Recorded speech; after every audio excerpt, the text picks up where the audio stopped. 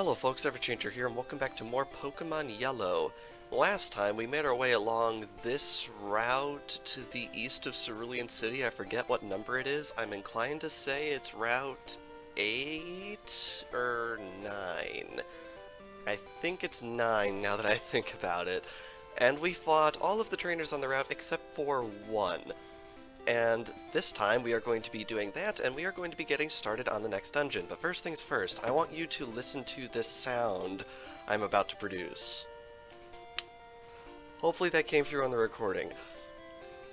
This is the first episode I'm recording since the launch of the Nintendo Switch, and can I just say, oh my god, the click when you snap the Joy-Cons into place is so satisfying. Seriously, I had to drag myself away from just unclicking and clicking the Joy-Cons to record this video. Seriously, like, it's the little things, you know? Don't you dare condescend me. I wonder if that's gonna be our video title. Ay. But yes, I did stop last episode one trainer short just because I really didn't want it to run over 20 minutes because I'm trying to keep the episodes between 13 and 20 minutes, and then I went and edited the episode before that, so episode 21, and it turns out that one was over 20 minutes completely by accident, so whoops. Also, coins scattered everywhere. Payday is a fun move because no matter who uses it, if you win the battle, you get to pick up all the coins that scatter all over the place after the battle is over. So if you're up against an opponent that likes to use Payday, you can actually make a bit of bank with that fight, which is really cool. So, as you can see, we get the regular winnings, and we also pick up a little bit extra, which is really nice. And I believe that little bit extra is determined based on the level of the Pokemon. I want to say it's twice your level of the user, so that's pretty neat. Anyway, right over here is Route 10, and as you can see, there is a bit of water here, and unfortunately we cannot navigate beyond that point because we have no way of getting past the water, obviously. So we're going to have to think about that going forward here. Anyway, the game was kind enough to stick a Pokemon Center right here, which is really, really nice. So what we're going to do is we're going to heal up our Pokemon, and then we're going to need to grab a user of Flash out of the PC. Because you don't need Cut in Rock Tunnel, but it is highly recommended that you have Flash. And I do not want to teach Flash to my Pikachu because it's a completely useless move that you cannot forget. Also, I find it funny how I was holding B right there, not because you can run in Pokemon, but because you can run in Zelda. I've been playing so much Zelda recently, it's insanity.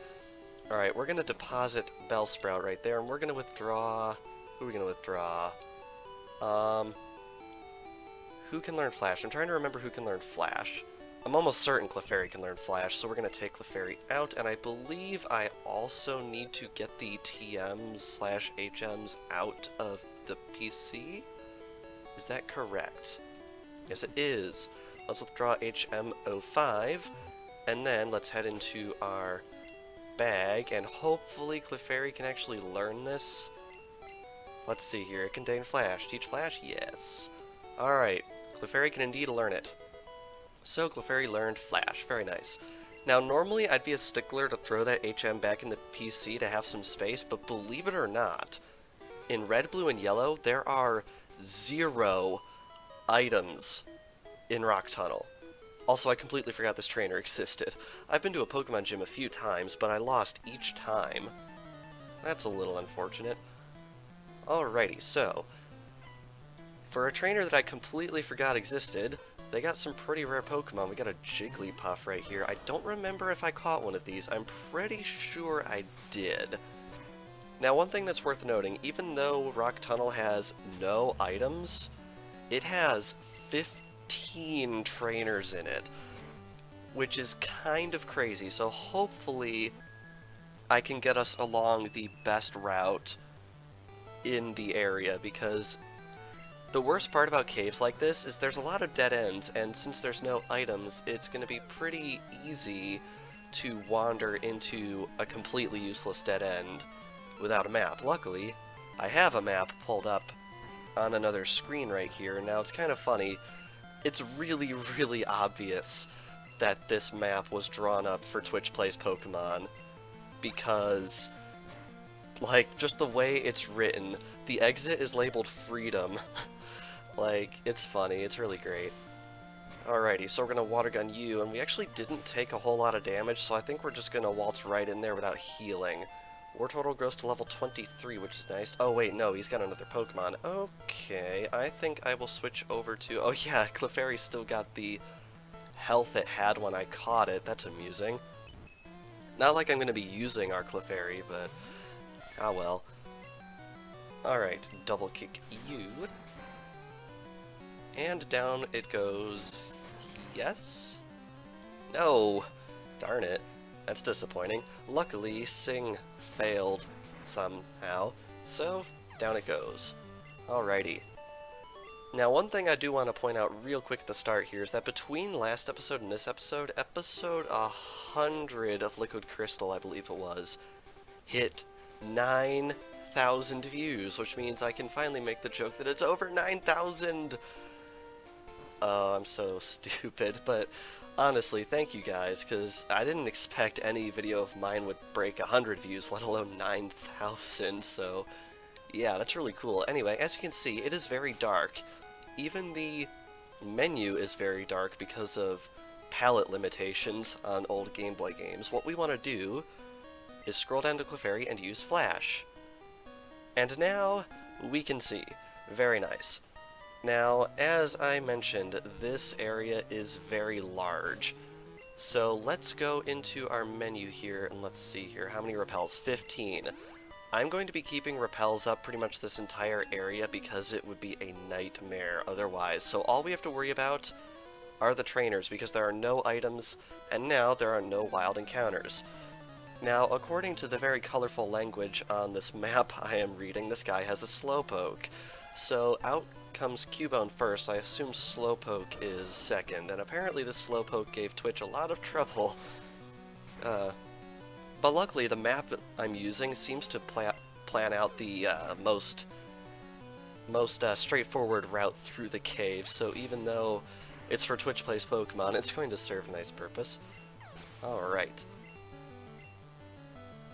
Yep, there it is, Slowpoke. Alright, now I'm not going to leave anything to chance in this area just because it's probably going to be extremely frustrating. So I'm not going to leave out disadvantaged Pokemon in the hope of getting some extra experience. I'm pretty much going to be playing as many weaknesses as I can just because it's going to get rough in here otherwise, and I want to make sure that we can get through this thing as easily as possible. I say that, and this thing is friggin' using Headbutt on me and taking me down to like a third of my health, which is great. Alright. I have a feeling that Headbutt is what pissed off Twitch so much, considering the label on this map. Alright, so let's head right on up here, and through here. Alright, now we can head over this way. And there's another trainer. I am going to be fighting every trainer in here just to get the experience, but I should let you guys know that it looks like at least 3 of the trainers, maybe even 4 or 5 in this area, are actually skippable. So definitely give it a shot if you can, and if you're worried about your chances here. Also, wow, Wartortle is a really bad matchup for this guy. I'm going to switch in Ivysaur. That's probably a better idea. Now, please don't use a Psychic move on me. Yep. Yep. That's just how it works, isn't it? Alright.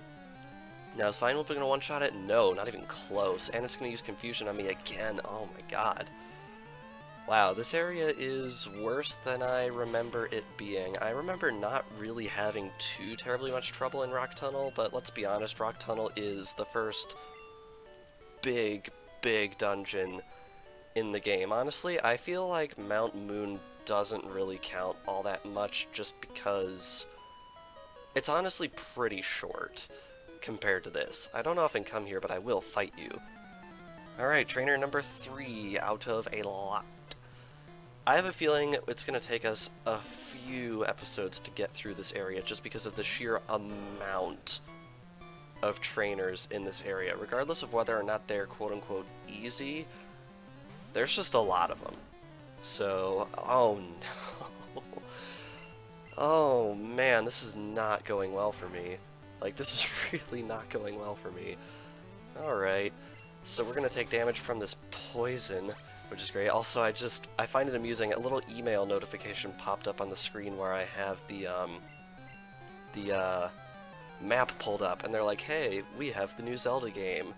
And I'm like, yeah, so do I. I feel like it's kind of funny, all of the quote-unquote focused emails that Amazon send me are so focused that I already own the items they're advertising. Like, I got an email the other day for the Zelda art book, which I had bought like 2 days ago, prior to getting that email, so yeah. Fun little stuff there, little anecdote. Anyway, down goes trainer number 3, and why did I have to get poisoned? Like, seriously, why did I have to get poisoned? Why was this necessary? Do I even have anything to cure that? Technically, I do, but that full restore is a really, really good item. Ay, ay, ay, ay, ay. This is really... Yeah, I might actually have to bail halfway through the cave, go heal, and then come back, which I really, really don't want to do, but I do have the repels to do it, so... I guess technically it's doable. Eek. Alright, so, bubble here, and I guess since we're going to be going through the motions in this cave pretty consistently, I might as well ask and see if anyone else has picked up the new Zelda game, because I've been playing a lot of it, and oh man, it's good. Try not to spoil anything in the comments. I've only done one dungeon in the game so far, and since you can do any dungeon in the game in any order, best not to talk about that at all, because you might have found something different than me at first, so... Yeah, I guess just general thoughts on the game are definitely welcome in the comments. I really, really just... It's just a really feel-good game. I don't know what it is about it, it's just all the stuff works so well together. It's just one of those games that I can't really find anything wrong with. Like, I guess the only thing I could really complain about is the fact that the inventory seems a little limited, but as far as I know, you can improve that later in the game, so... Yeah, any complaints that you might have, the game just fixes of its own accord going forward, which is really, really nice. Alright, War Turtle knows Bite, which is a normal type move in Generation 1, but still, it's pretty good. I believe it can still cause flinching, which is good. Alright, so let's head onwards here. Now, there are 2 trainers here. You technically only have to fight one, but I'd really like to fight both just to get the experience and also to not have to come back in here, because I do like fighting every trainer in the game, if at all possible, whenever I'm playing Pokemon. It's just the way I play. Alright, Geodude, that is a really, really good matchup for us, because Water Gun should bring it down in one shot, unless it's super resilient, because it's got a quad weakness. Yeah. Alrighty. That was a really, really quick fight. I appreciate how quick that fight was. And then, if we loop around here, there is a second guy right here. And our repel's effect wore off, so, without taking another step, because you know, one step is all it takes, let's throw up another repel. As far as I know, you only need about 3 or 4 repels to get through this area, so we should be okay, unless anything changes. Alright, Hiker wants to fight, sends out Machop, which is not as good of a matchup, but it's also 4 levels under us, so we might be able to make this work. Alright, I expect this to do at least half? Wow, not even half, and oh god, Karate Chop. We have a history with Karate Chop on this series, let me tell you. But yeah, playing Zelda has gotten me thinking, I've really, really wanted to do another Zelda Let's Play on the channel at some point. And honestly, I don't think I've ever mentioned this on camera before, but I've always been tempted to do Ocarina of Time just because it's a really popular game, and one, I'm pretty confident in my ability to complete 100% because I have done it before on the 3DS. But I am curious what your thoughts are. If you wanted to see another Zelda on this channel, which one would you want? And I do have to come clean and say that A Link Between Worlds, Triforce Heroes, Four Swords Adventures, and Breath of the Wild are off the table because I either have no way of recording them or they're too darned huge to play for a Let's Play. And I feel like also, like, the earlier Zeldas are probably off the table because I'm not super confident I can beat them. But yeah, I just want to hear some opinions. Like, if I were to play another Zelda on the channel, which one would you want to see? I guess. This tunnel goes a long way, kid. Funny how he says that, because he says that right about the halfway point. I'd say we're about the halfway point through the dungeon right now. Wow, he has 4 Pokemon. Luckily, they are low-leveled and also Geodudes, so we shouldn't have too much trouble taking this guy down. Yeah, so how many trainers have we beaten? We've beaten 1, 2, 3, 4, 5, 6. This is the 7th one. And there's 15 total, if I counted correctly. So yeah, that's not awful. Alright, we've got a Machop coming out next. That makes me nervous, so I'm going to send out Nidorino just to see if we can bring this guy down with raw power, because Nidorino exceeds this guy's level by 7. Let's try Horn Attack. How much is that going to do? It does. Wow, that does a lot. I mean, granted, it was a critical, and that was a critical also. Wow. But I think we're doing decently well for ourselves. Alright, and wow, we're only about 16 minutes into this episode, which is really impressive. I would have thought it would have taken us longer, but honestly, once you get to a certain point in Pokemon, you can plow through the regular trainers pretty quickly. So I guess I shouldn't be too surprised that we're making it through here. In fact, we might be able to do this entire dungeon in 2 episodes? I don't know, it depends on how well things go for us going forth here. I think we'll only fight 1 more trainer after this, and then we'll call it a day. But making it through 8 trainers in one video is pretty good. Like, I'd be very happy with that. Plus, we also fought 2 trainers out on the main route, also. In the outside, so that's a lot of trainers. This is going to be our 10th trainer this video. Maybe I'm lost in here. I'm not lost. I got a map. But yeah, I'm really, really, really grateful that there are no items to be found in this area, because it really eliminates having to go down these dead-end pathways. And that's not something you can do in Fire Red and Leaf Green, because they actually put items here in Fire Red and Leaf Green. So Generation 1 is like the only game in the entire series in which items do not appear on the ground in this area, which is definitely interesting little bit of trivia. Alright, we're gonna Water Gun you, and down you go. Level 26, that's pretty good. Wartortle's getting the levels in here. Honestly, I put Wartortle in front for this area just because, as you can see, we're fighting a lot of Pokemon that are weak to water. Although I suppose technically, bringing out Ivysaur also wouldn't be too big of a deal, because Grass is also quad effective on these Pokemon. Ease up. What am I doing? Which way is out? You lost, poor guy? Ah well. But yes, I think with that we are going to be ending things off here. So, this past episode of Pokemon Yellow, we made our way, A, to Rock Tunnel, and B, through about half of Rock Tunnel, which is really impressive. I didn't think we'd get this far in one video. And next time on Pokemon Yellow, we are going to be proceeding further through this dungeon and possibly even finishing it. We've only got 1, 2, 3, 4, 5, 6, 7 trainers left, according to the map, so hopefully we'll be able to make it all the way through. So without further ado, thank you all for watching, and I will see you guys next time.